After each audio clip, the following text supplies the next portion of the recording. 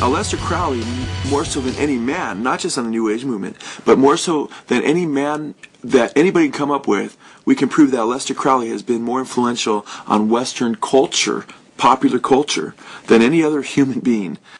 Now, that's quite incredible because he's also the most highly regarded Satanist. And a Satanist he was. Some New Agers and some Satanists want to try to distance Crowley from being a real Satanist. However, he makes it really clear. We have quote after quote after quote who he was serving and how he was serving his god Satan. In fact, he did rituals that make it quite clear. He would grab a frog in one of his rituals and he would say, hail under the power of Satan, I have you, Jesus of Nazareth, to the frog. And then he would crucify this frog, and speaking in the terms as though he was Satan and treating this frog as though he was Jesus. This was just one of his many satanic rituals. He was a very, very evil man. He was kicked out of France and called the evilest man in the world, or the wickedest man on earth, by the popular newspapers of his day. He talked about sacrificing several children to Satan. He talked about bringing in the New World Order under the coming Antichrist. So it's very pertinent to understand that many of these musicians that lined up after him were all about anarchy and rebellion against established government, and with the idea of bringing in a new world government, some kind of socialized world government and so forth. And Crowley, his ideas were more like Nietzsche, though, and more like Hitler in regard to politics, and ultimately that's where all this is leading. I mean, it's all about peace and love on the outside, but when it all comes down, there's going to be a brutal leader that will emerge, who Crowley was forthright enough to talk about in his books, and talked about this bloodbath that would come when Christians would be put to death in the establishment of the New World Order. But it's just amazing. Daryl Hall, Sting, Hall & Oates and Sting, and we could mention different grunge groups, and all these different artists you would not believe, one after another, that was influenced by Crowley. I mean, I can't think of any other occultist who's been more influential on rock musicians than Aliester Crowley. No one close. Now, what about Crowley's influence over people you wouldn't expect? Somebody like Adolf Hitler. Well, Crowley apparently influenced people from Adolf Hitler to Timothy Leary, to Robert Anton Wilson, to Harry Hay, to L. Ron Hubbard. And all these names are significant.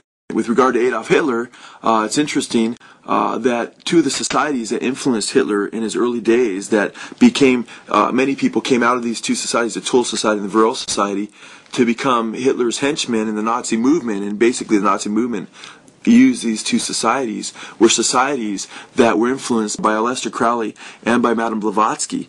In fact, it's said that Hitler had read, or Crowley claims that Hitler basically sought to put into effect his plan of a new eon and so forth, and the Superman. I mean, before Hitler was talking about the Superman, in the whole Nietzsche idea, Crowley was developing that under occult terms, which is what the whole Nazi thing was. It wasn't simply an atheistic Nietzschean type of idea. It was more of a occultic idea with the Hitler Superman. I mean, when after they went into Germany and the Germans had lost the war, I mean, they found several Buddhists, hundreds and hundreds of Buddhists who had been imported from India.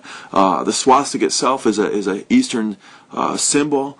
Crowley's New Age would be a uniting of Eastern mysticism and Western mysticism, and a synthesis of the two, along with occultic drug use for supernatural powers, the philosophy of do what thou wilt, which in the 1960s became do your own thing. In fact, if you think of it this way, Crowley's maxim was do what thou wilt shall be the whole of the law, totally against Christ, who said, not my will, but thine be done, to the Father, and told us to pray, thy will be done on earth as it is in heaven. Crowley was called the Beast even from a young age, when he was just a teenager, by his mom. His mother was a Plymouth Brethren evangelist. His father was a Plymouth Brethren evangelist who he rebelled against. His mom called him the Beast. From that day on, I mean, he signed all of his letters, the Beast 666. I mean, it was pretty clear where he was coming from.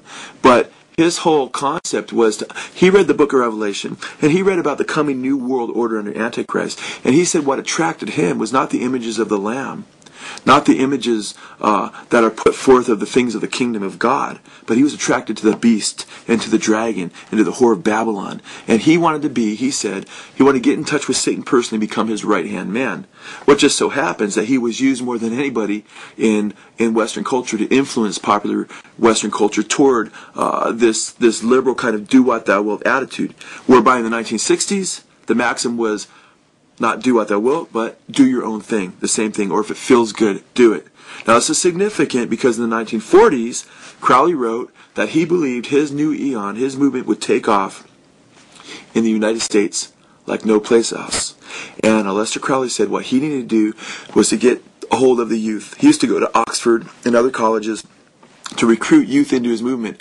He wanted there to be a youth movement that would usher in the new age of Crowley, or Crowleyanity as some people had called it.